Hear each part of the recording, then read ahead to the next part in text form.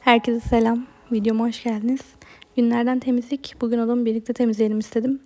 Tabii ki de önce nevresimi değiştirerek başlıyorum işe.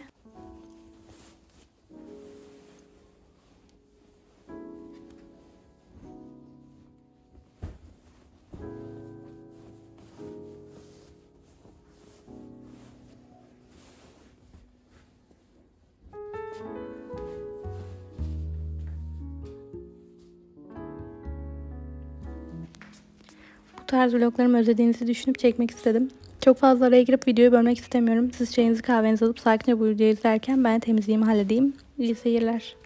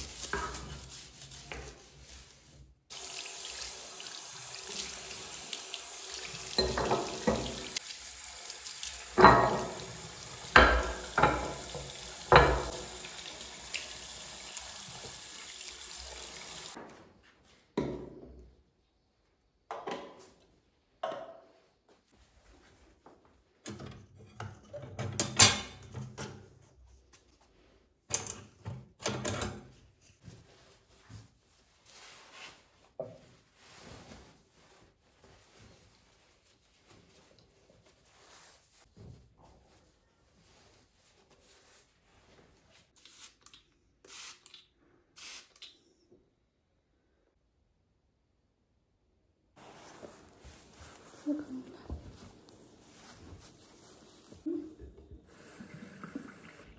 Niye uyandın bakalım?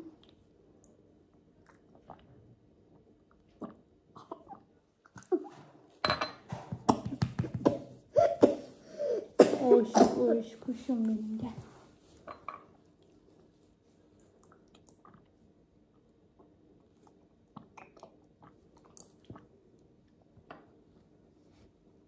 Gel.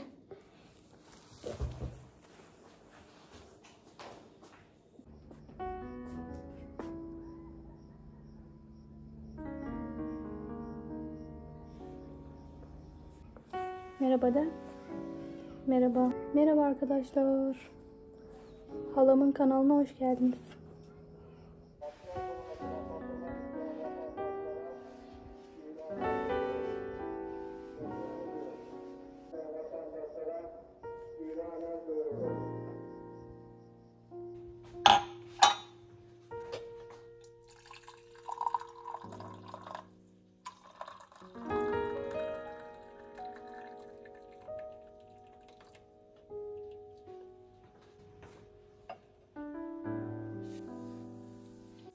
Az önce babamın çayını doldurdum. Kendimi şu an aşırı yorgun hissediyorum. O yüzden hemen bir kahve yapıp oturmak istiyorum.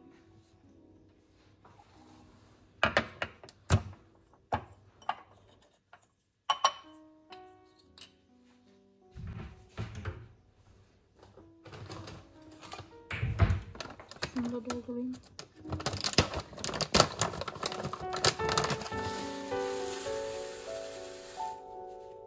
Burnu niye aynı renkte? İçindeki kahve aslında aynı. Aynı paketten doldurdum bir öncekinde. Ama aynı renk değil. Değişik.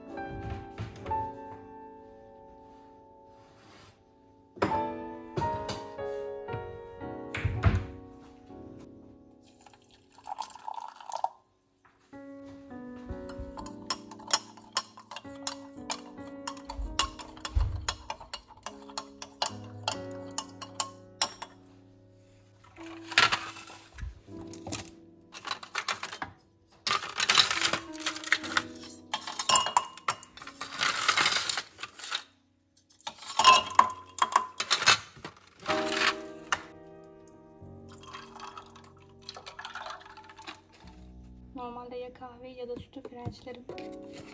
Bugün ikisini de yapmıyorum çünkü çok yorgun hissediyorum. Hiç bulaşık çıkmadan bu işi bitirmek istiyorum ve hazır.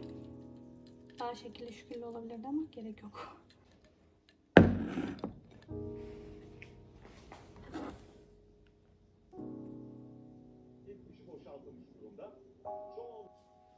Belki çok başarılı olmasa bile burada potansiyelini gösteren Adel var. Ciddi bir düşüşte olan iki arkadaşımız var. İkisinin de ismini verdik. İkisini de geçen hafta buraya çağırdık. İkisini de, hatta üçünüzü birden silkeledik. İyi ki silkelemişiz valla. Cilt bakımı yapıp hemen yatmak istiyorum. Buzdolabına ürünlerimi getirdim. Birlikte cilt bakımı yapalım istiyorum. Şimdi benim cilt bakımında genelde çok fazlaca ürün olmaz.